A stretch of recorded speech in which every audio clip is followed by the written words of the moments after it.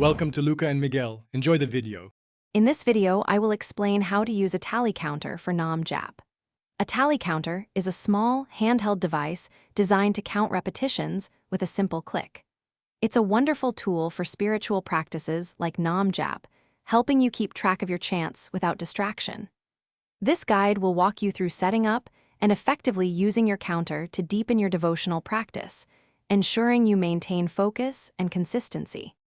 When selecting a tally counter, consider whether a manual clicker or a digital one suits you best.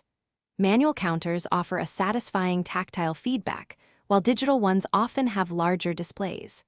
Before starting your Naam Jap, always ensure your counter is clean and in good working order.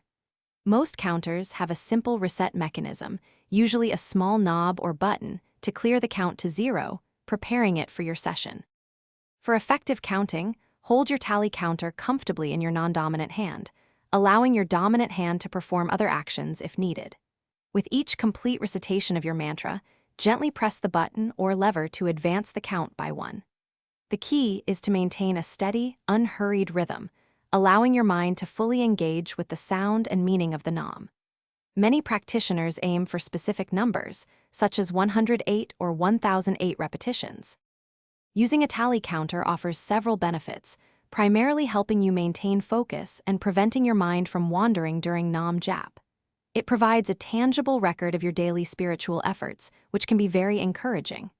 To ensure your counter lasts, regularly clean it with a soft, dry cloth, especially if it's a manual type.